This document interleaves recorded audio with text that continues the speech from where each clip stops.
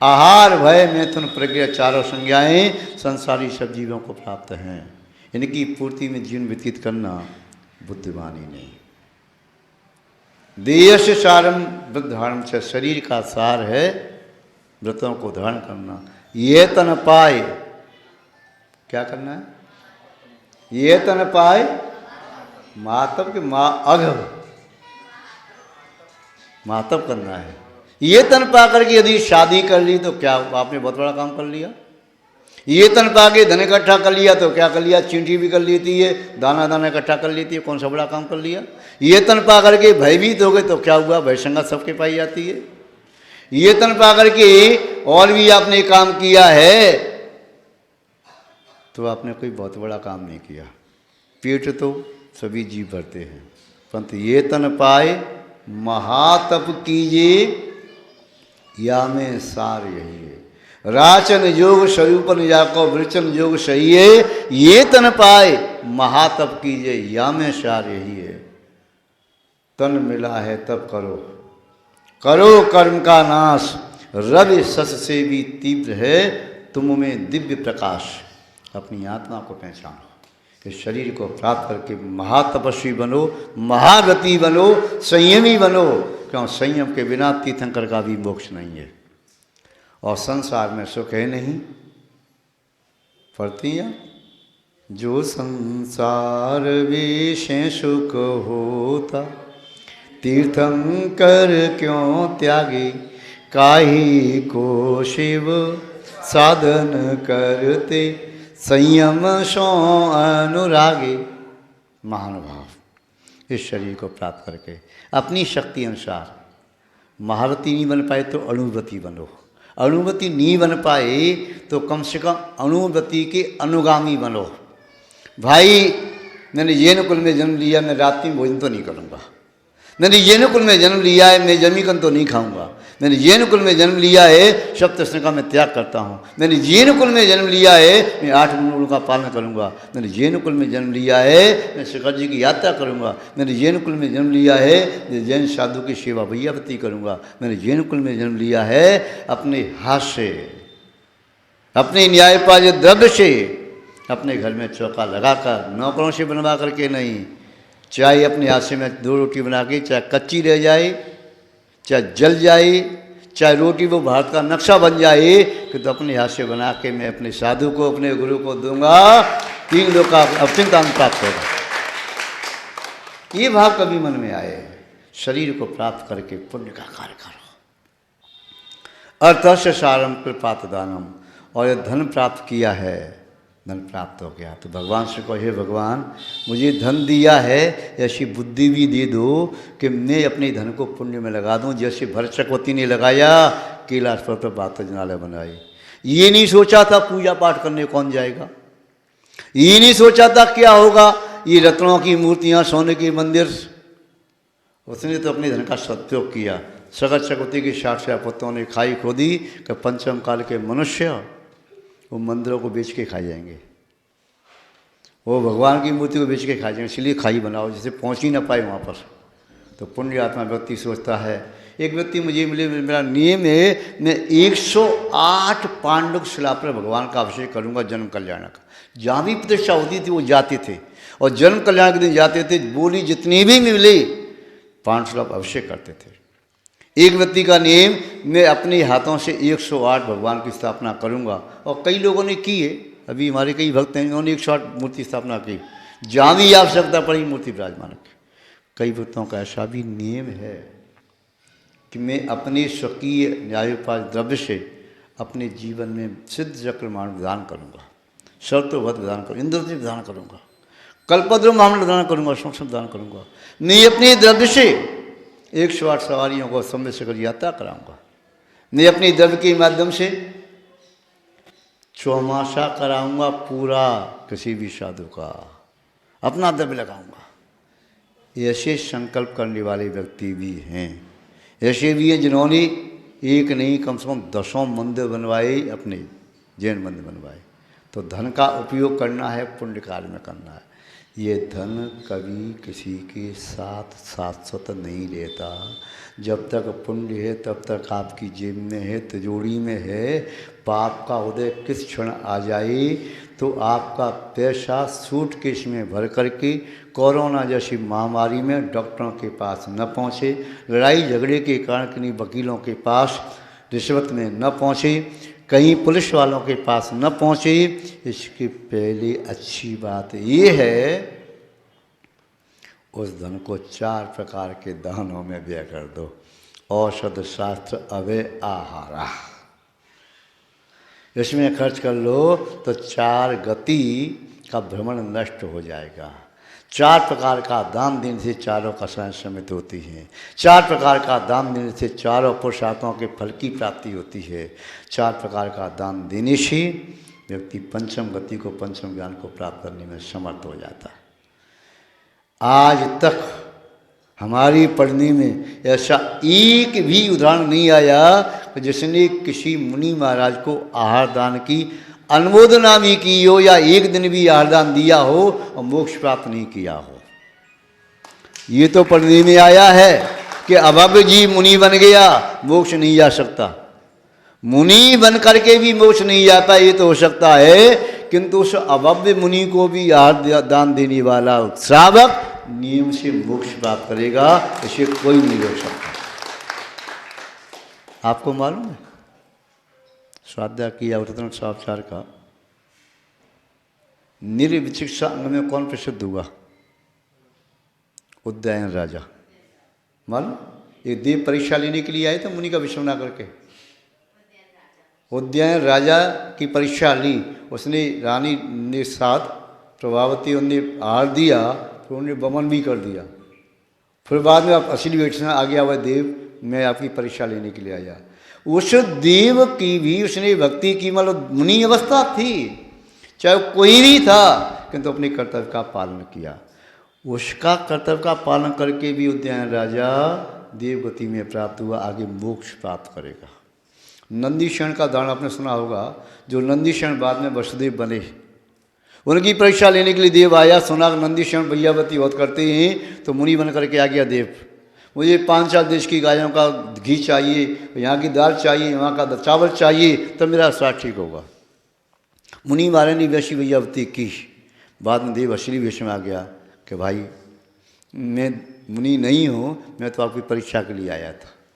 उनकी भी भैयावती करके वह देव जो मुनि बना था उसकी नकली मुनि की भैयावती करके भी ये वासुदेव बने, आगे मोक्ष प्राप्त करेंगे। श्री कृष्ण के पिताजी राजा श्रेणी की परीक्षा करने के लिए देव 2 आए, एक द्वारका बन गया, एक मुनि बन गया। दिया गर्भवती मुनि मछली पकड़ रही है नदी में। राजा श्रेणी ने देखा, नमस्कार किया। बाद में कहा महाराज इस विषय आप क्या कर रहे हो? अरे भाई यार का गर्भवती इसको दोहला हुआ है मछली का मांस खाने का। महाराज ये आपके इस विषय में चित्त नहीं है। उसके बाद में भी अपने इसी विषय में आ गए, भाई हम आपके सम्मत की परीक्षा लेने के लिए आए थे। महान भाव हमारा जैन दर्शन इतना महान है कि चांडाल तक ने यदि अहिंसानुव्रत का नियम ले लिया, यमपाल चांडाल ने, उसकी भी आकर के देवों ने पूजा की। हमारा जैन धर्म इतना न्याय प्रिय है, यदि श्रीकंठ राजा ने मुनि महाराज की निंदा की और 700 सैनिकों ने ताली बजा दी तो श्रीकंठ राजा श्रीपाल बनकर के कुष्ठ रोगी हुआ, फिर 700 भी कुष्ठ रोगी हुए। बाद में नैना सुंदरी ने शिव चक्र का विधान का पाठ किया, गंधोदक से कुष्ठ दूर भी हुआ और श्रीपाल को मोक्ष की प्राप्ति भी हुई। महान बात यहाँ कह रहे हैं, अपने धन का सदुपयोग करो। चाहे आप 100 रुपये कमाते हो, 1000 कमाते हो, एक दिन में 1 लाख कमाते, 1 करोड़ कमाते, कोई बात नहीं, पर भगवान से प्रार्थना करो, हे भगवान मेरा 1 पैसा भी पाप में खर्च ना हो। यदि मैंने 1 लाख कमा करके और 90,999 पाप में खर्च कर दिए तो ये घाटे का सौदा है। कितना भी कमाओ उसका अधिक से अधिक शेयर आपका पुण्य के कार्य में जाए। अगली बात कही, वाचा फलम प्रीत करम राणा, वचन ऐसे बोलो जिससे सामने वाले के चित्त में प्रेम निष्पन्न हो। ऐसी वाणी बोलिए मन का आपा खोए और उनको शीतल करे आपो शीतल होए। वही वाणी वास्तव में धर्म की कारिका होती है, वही वाणी पुण्य को देने वाली होती है, वही वाणी सत्यता को नष्ट करके मित्रता को देने वाली होती है, वही वाणी मोक्ष मार्ग में साधका होती है। जब वाणी बोलना है तो अच्छे वचन बोलो। प्रिय वाक्य प्रदानी न सर्वे तुष्यंत जंतवहा तस्मा तदेव वक्तव्यम, वचने का आदर देता। प्रिय वाक्य बोलने से सबको आनंद आता है, सुनने से, और बोलने में आपका कुछ घट भी नहीं रहा, कुछ बिगड़ नहीं रहा, तो प्रिय वाक्य बोलो ना, वही बोलना चाहिए। आप भी तो सुनना चाहते हैं मुझसे कोई अच्छी में बुरा बात बोले, तो बुरे क्यों बोलना। शिष्ट निष्ठ और इष्ट शब्द बोलो, शिष्ट मिष्ट इष्ट सुनने को मिलेगा। जो मन चाहा बोलता है उसे अनचाहा सुनना पड़ता है। कोई फल बेचने वाला आपकी गली में आया और फल बेच रहा है 20 रुपये किलो या 30-50 रुपये किलो, जो भी बेच रहा है, तो आप क्या करोगे, अच्छे अच्छे छाँट के लेते, मीठे मीठे। ये मीठे फल क्यों छाँट के ले रहे, खट्टे खट्टे ले लो ना भाई। क्यों, फ्री में दे रहा है क्या, पैसे नहीं लेगा क्या? नहीं, पैसे तो लूँगा, भाव तो यही है, चाहे मीठे लो या खट्टे लो, तो मैं मीठे मीठे लूँगा, छाँट के लूँगा। तो फल आपको मीठे अच्छे लगते हैं तो वचन कड़वे क्यों बोलते हो?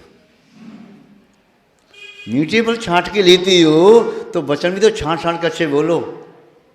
और एक अच्छी बात कहें, हम भारतवर्ष में कई जगह कई प्रांतों में बिहार किया, किंतु हमारी जैन समाज की एक महानुभाव ऐसे हैं, ये समाज जो प्राय करके एक दूसरे की प्रशंसा करती है, और जिसमें मुख्यतया खंडेलवाल समाज। कभी हमने प्राय करके उनके मुख से किसी भाई की साधन में की निंदा नहीं सुनी, महाराज जी ये समाज के बड़ी लगती है, महाराज ये बहुत दानवीर है, महाराज बहुत सेवा करते हैं, महाराज ने बंधु बनवाया। ये प्रशंसा का गुण ही उन्हें वास्तव में बहुत ऊंचे तक ले जाता है। ये गुण सब में आना चाहिए। हम किसी भी व्यक्ति की बुराई न देखें, अच्छाई देखें। कांटों के बीच में भी गुलाब होता है, उस गुलाब को देखें, कांटों को क्यों देखें? यदि जो व्यक्ति गुणग्राहक होता है, गुण की चर्चा करता है, निस्संदेह गुणी व्यक्ति होता है। जो बुराई की चर्चा करता है, निस्संदेह मान लेना चाहिए बुराइयों का समुद्र है, वह स्वयं बुरा है। जिसे बुराई दिख रही है वो बुरा है, अच्छाई दिख रही है तो अच्छा। आपस में चर्चा करो, गुणों की चर्चा करो। गुण ग्रहण का भाव रही नित, दृष्टि न दोषा पर। गुण ग्रहण का भाव रखो ना। प्रत्येक व्यक्तित्व में गुण भी है और दोष भी है। गुण जिसको दिखाई दे रहा है वो गुणी, दोष दिखाई दे रहा है तो दोषी। आधा गिलास पानी है, ये किसी को आधा खाली दिखाई देता है, किसी को आधा पानी दिखाई देता है। अच्छाइयाँ तो मुझ में बहुत हैं, किसी ने कहा है अच्छाइयाँ तो मुझ में बहुत हैं। अच्छाइयाँ तो मुझ में बहुत हैं, मगर कमी बुराइयों की भी नहीं है। खूबियाँ तो मुझ में बहुत हैं, मगर कमी खामियों की भी नहीं है। अब तू स्वयं सोच ले, तुझको मुझसे क्या चाहिए? खामियाँ चाहिए, बुराई चाहिए तो बुराई भी मेरे अंदर है, अच्छाई चाहिए तो अच्छाई भी अंदर है। गुलाब के पेड़ पर गुलाब का पुष्प भी लगा है, कांटे भी लगे हैं। अब तो जो गुलाब के पुष्प की गंध लेनी है तो गुलाब का पुष्प ले ले, और कांटों से अपना हाथ लघुदान करना है तो वो कर। अच्छाइयाँ देख ले तो सारे जहान की, बुराइयों का कहीं कोई अंत नहीं है। अच्छाई यदि अच्छे बनना है तो अच्छाई ग्रहण करते जाओ। एक एक अच्छाई ग्रहण करते जाओगे तो परमात्मा बन जाओगे, और एक एक बुराई ग्रहण करते जाओगे तो शैतान बन जाओगे। महानुभाव, अपने जीवन को महान बनाओ, पवित्र बनाओ, स्व और पर के लिए सुखद बनाओ, शांतिमय बनाओ। प्रेम पूर्वक वचन बोलो, अच्छे वचन बोलो, हित मित प्रिय बोलो। जैसे मुनि महाराज बोलते हैं, भ्रम रोग हर जिनके वचन, मुख चंद्र ते अमृत झरे। ऐसा लग रहा है मुख रूपी चंद्रमा से अमृत की वर्षा हो रही हो, जिनको सुनकर के भ्रम रूपी रोग दूर हो जाता। ऐसे वचन आप भी बोल सकते हैं। वही जिव्या मुनि महाराज के मुख में, वही जिव्या आपके मुख में है। फिर आप उस जिव्या से गाली क्यों देते हो? कटु वचन क्यों बोलते हो? मीठे वचन बोलने में जिव्या घिसेगी नहीं। क्या जीव घिसियाती तेरी या रुतबा घट गया होता? क्या जीव घिसियाती तेरी या रुतबा घट गया होता? जो तूने क्रोध में कहा था उसे यदि प्यार से कहा गया होता। जीव हुई, कुछ नहीं घट रहा था। प्यार से बोलो, पूरी दुनिया तुम्हारी मित्र है। और कटु शब्द बोलोगे तो अपने सगे को भी दुश्मन बना लोगे। कटु शब्द बोलने वाला व्यक्ति अपने परिवार में भी आदर को प्राप्त नहीं कर पाता। कटु शब्द बोली माँ के प्रति, पिता के प्रति, तो कहता हे भगवान भैया तू जा बस। तो पत्नी से बोले तो पति थे, वैसे प्राणेश्वर थे कि ऐसे लग रहे तुम प्राणेश्वर नहीं, प्राण देने वाले तुम। भाई तुम कुछ नहीं कर सको मेरे लिए। मैंने गहने नहीं मांगे, आभूषण नहीं मांगे, कुछ भी नहीं। जो कमा के लाते उसमें गृहस्थी चलाती हूँ। कहते प्यार के दो शब्द तो बोल दो। कहावत भी है ना, अरे गुड़ ना दे सको तो कोई बात नहीं, गुड़ जैसी बात तो कह दो। और कहते हैं आप बनिया लोग कि मीठा बोलने वाले की तो मिर्ची बिक जाती है और कड़वा बोलने वाले का गुड़ भी नहीं बिकता। तो महान भाव, अच्छा बोलो, मीठा बोलो, स्वपर के काल में हित में बोलो, यही शाश्वत से अक्षर मार्ग है। आप सबका मंगल हो, शुभ हो, कल्याण हो, यही आपके प्रति सद्भावना। और आपके यहाँ जो हिरीम और रूम बना हुआ है उस पर जिन बिंब की स्थापना कर देना चाहिए। आगम के परिप्रेक्ष्य में कोई विकल्प नहीं करना चाहिए कि यहाँ विराजमान नहीं कर सकते। भगवान भगवान हैं। 24 भी आप देखते हो धातु वाली, एक भगवान पर दूसरे भगवान भी होते हैं। सिद्धालय में अनंतान सिद्धपन विराजमान है। ये नहीं सोचना कि छोटे हैं, बड़े हैं, ऊंचे नीचे हैं। भगवत्ता में कहीं कोई अंतर नहीं होता। समोषण में तीर्थंकर भगवान विराजमान होते हैं, केवली विराजमान होते हैं, कहीं कोई अंतर नहीं होता। तो ऐसा विकल्प मन में नहीं लाना, थोड़ा आगम का स्वाध्याय करो। और जिन भगवान को जहाँ विराजमान है यहाँ से उचित स्थान पर विधि पूर्वक विराजमान कर देना चाहिए। इतना ही समाज को आशीर्वाद है। और कोई भी निर्णय लें, यहाँ के बुजुर्ग, प्रौढ़ और युवा शक्ति को वात्सल्यपूर्वक बहुत बहुत आशीर्वाद देता हूँ। आप सबका मंगल हो, शुभ हो, कल्याण हो।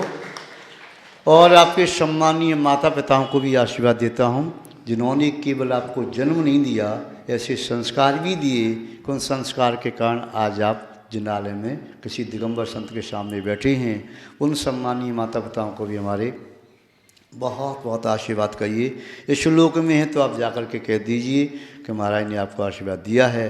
परलोक में हैं तो दिव्य आत्माओं तक हमारे आशीर्वाद पहुँचें, जिन्होंने आपको ऐसे संस्कार दिए हैं। इन्हीं सद्भावनाओं के साथ शब्द श्रृंखला को विराम देते हैं। जय बोलिए श्री शांतनाथ भगवान की, परम पूज्य आचार्य गुरुदेव श्री विद्यानंद जी मुनि महाराज की, अहिंसा मय विश्व धर्म की।